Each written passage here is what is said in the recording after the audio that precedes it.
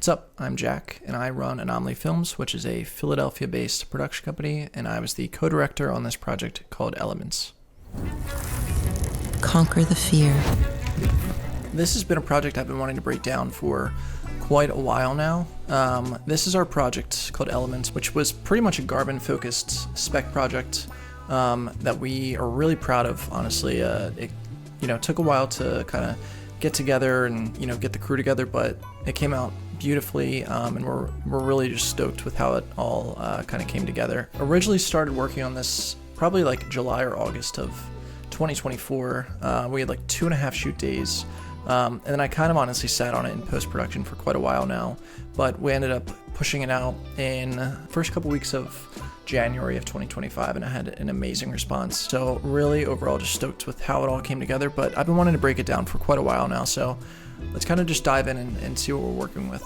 There were a number of different projects that I saw on YouTube and Vimeo and just other places like that that were really inspiring. A couple key projects were from the director Lee Powis. His stuff is just insane. He does some really cool like texture, slow motion stuff that just shows like a lot of like gritty emotion. So that's what we kind of wanted to, to run with here. There were a couple other pieces that we kind of like saw on YouTube and Vimeo that really sparked our interests. So I feel like we kind of, took a little bit of everything and kind of made this project our own. But it's pretty much about just like the overall mentality that some of the top athletes kind of have to incorporate into their everyday lives once they reach like a certain, level of, progress and success. Our athlete here is this guy named Justin Rubin, who is a Philly local. I guess is a triathlete and trainer, but overall he's just like a kick-ass athlete, just a total stud. And we hit him up in probably like July or August and was like just immediately down. He came actually through our director, Pat McGinley, and he was like honestly the perfect dude for the project. He was just down for whatever, anything we wanted to do or shoot or just, make happen. He was immediately in for. So the shoot was pretty much over a 2.5 day period, 1 studio day, and then 1 day kind of out and about getting like action shots of like Justin just kind of like crushing some hills on his bike and getting that more like, action-packed footage that you see. So we broke the shoot down into 2 shoot days, 1 interior studio day and then 1 exterior shoot where we were getting more of the action footage. We kind of had a really good vision of what we wanted to capture here, and then closer to the shoot day we were trying to see if there was anything like last minute we could kind of throw into the mix that would take this to the next level. And honestly, the hero for that day goes to, James Powers. He just crushed it. He brought so much gear that I didn't even know he was bringing, and was kind of just ready to rock and roll upon landing, and just took this thing up to a level that I really didn't even think was possible. We actually didn't have a huge shot list for this interior day, so we kind of used that time to our advantage and got a lot of creative shots. First thing to kick off was the master shot, which is this wide right here. And the cool thing about this is actually this is a white cyc wall at the studio, which actually comes up to about here, and then there's the grid that we did get in the footage, but basically we pretty much VFX the grid out to make this void feeling that Justin was riding in, and we were actually able to hide the lights pretty well, so it all worked out really well. I would say overall we probably had just a handful of lighting setups.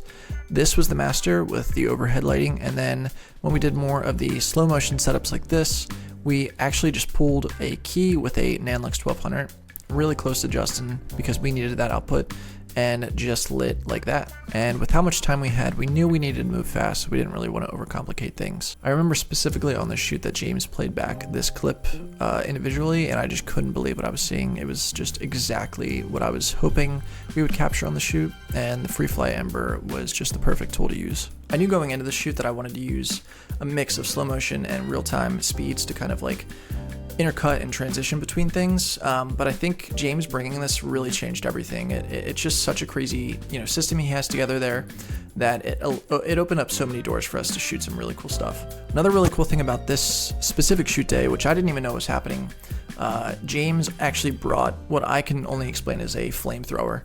I knew I wanted flames in the background of stuff, and it was kind of a long discussion with my VFX artist, like, how do we actually put this together? Is it safe?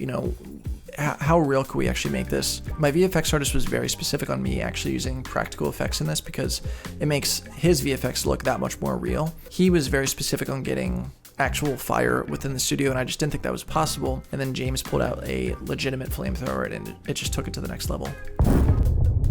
Moving into the exterior portion of the shoot and project, we actually shot this just outside of Philadelphia in the Bucks County area.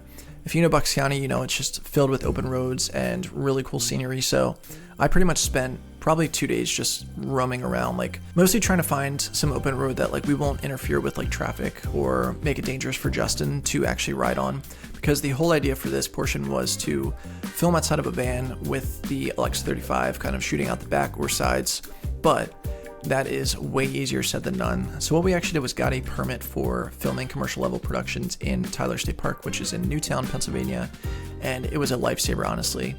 The scenery in Tyler is really amazing, and they had some really great open roads where we didn't really have to interfere with traffic or put Justin in harm's way at all. So I think it was, you know, kind of the best of both worlds. For most, if not all of this exterior footage, we actually shot on the LX35 again, but we had rented the Ingenue 24 to 290, which was just amazing. With a lens like the Ingenue 24 to 290, you're pretty much able to shoot anything, anywhere. We were doing some really cool crash zooms, which you can kind of see here. And yeah, I think it was just kind of the best lens possible for what we were trying to do. And we were all controlling that just like through like the Nucleus remote. So it came in really handy. I would say when it came to the exterior stuff, we were a bit more open-minded when it came to what we were trying to capture. I knew we just needed transition pieces and then video of Justin riding throughout, another location to kind of separate the studio footage. So some of the stuff is like honestly my favorite part of the video because we were kind of just winging it at this point. Whatever we saw, we were kind of just hopping onto and shot. Overall, we didn't really expect a whole lot with this video.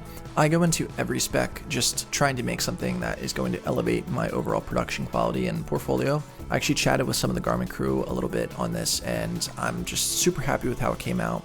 Everyone that worked on this really killed it and put a lot of time and effort into it, so I'm super appreciative.